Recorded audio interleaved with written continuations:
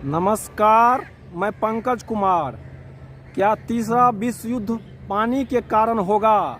भारत की 1.4 अरब आबादी में से 35 करोड़ लोगों को पीने का साफ पानी नहीं मिलता। यूनिसेफ की रिपोर्ट के अनुसार 2040 तक दुनिया में हर 4 में से एक बच्चा अत्यधिक जल संकट वाले क्षेत्र में रह रहा होगा। यानी दुनिया भर में बचपन जल संकट के कारण और गहरा हो जाएगा। वर्ल्ड वाइड फंड की रिपोर्ट के अनुसार जयपुर, इंदौर जैसे 30 भारतीय शहर गंभीर जल संकट के मुहाने पर है।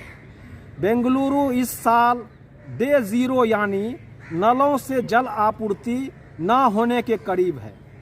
दुनिया के 78 वाटर टावर्स अध्ययन से पता चला है कि सबसे बड़ा खतरा भारतीय क्षेत्र पर है। 2050 तक सिंधु बेसिन पर जनसंख्या का दबाव 50% बढ़ जाएगा। यह जनसंख्या दबाव नहीं झेल पाएगा। यूनिसेफ की रिपोर्ट के अनुसार दुनिया की आधी आबादी 2025 तक पानी की कमी वाले क्षेत्र में रह रही होगी। 2030 तक भीषण जल संकट के कारण लगभग 700 करोड़ लोग विस्थापित हो सकते हैं। दुनिया की 18% आबादी भारत में रहती है, जबकि दुनिया के जल संसाधनों का केवल 4% हिस्सा ही हमारे पास है। भारत में पीने का साफ पानी नहीं मिलने के कारण 2 लाख लोग हर साल मर रहे हैं। 2030 तक देश में पानी की कुल मांग पानी की आपूर्ति की तुलना में 2 गुना बढ़ जाएगी। देश के 30% गांवों में जल संकट है।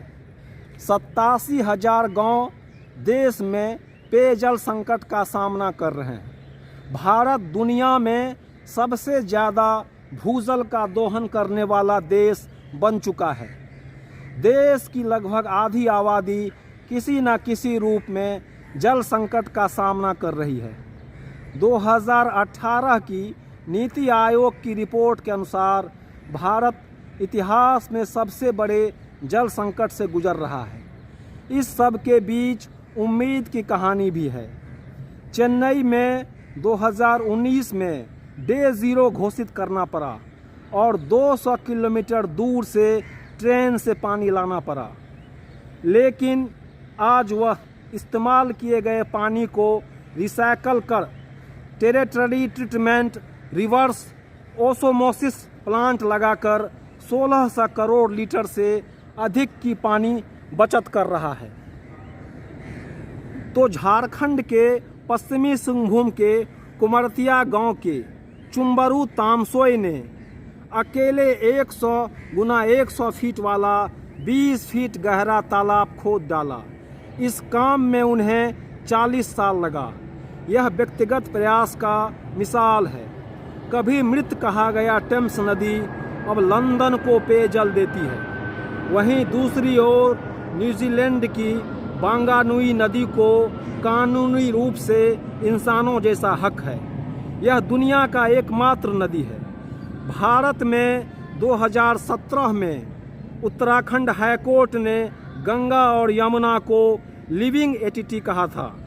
देश में सुप्रीम कोर्ट समय समय पर नदियों के जीवित स्वरूप की बात करता रहा है, लेकिन हुआ यह कि गंगा सफाई के नाम पर करोड़ों रुपये खर्च हुए और सियासत ने गंगा को भावनात्मक दोहन करते हुए इसके नाम पे सिर्फ वोट लिए।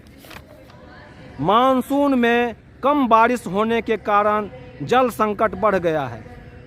इस साल जनवरी से अब तक देश के 60% हिस्से में बारिश कम या बिल्कुल नहीं हुई है।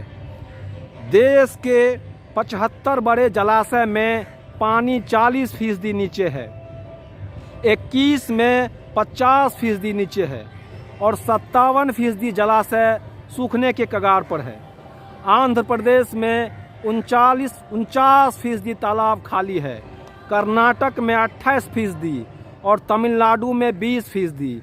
बिहार के 44% तालाब सूखे हैं और उत्तर प्रदेश के 33%, राजस्थान के 15%, पंजाब के 16% तालाब खाली हैं। यह खबर हम नीति आयोग और डाउन टू अर्थ के हवाले से छपी दैनिक भास्कर की रिपोर्ट पर बता रहे हैं। योजनाकारों के लिए यह जरूरी है कि बोरवेल के बजाय नदियों तालाबों से ही शहरों में पानी की सप्लाई की जाए, ग्रीन एरिया को बढ़ाया जाए। आम आदमी के लिए भी ज़रूरी है कि पानी की बर्बादी को रोके, नदियों में सीवेज का पानी नहीं छोड़ा जाए। देश के जल ग्रहण क्षेत्रों में अंधाधुंध आवास परिसरों, मॉल और इसी तरह की इमारतों के लिए जल भरण क्षेत्र को पक्का कर दिया गया है। और इलेक्ट्रल बॉन्ड के इस दौर में आप समझ ही सकते हैं ऐसा क्यों हो रहा है। हमें पूरा विश्वास है कि धर्म और जाति के इस विभाजनकारी दौर में पीने का पानी चुनावी मुद्दा नहीं बनेगा। आप देख रहे हैं पंकज का संवाद। नमस्कार, मैं पंकज कुमार।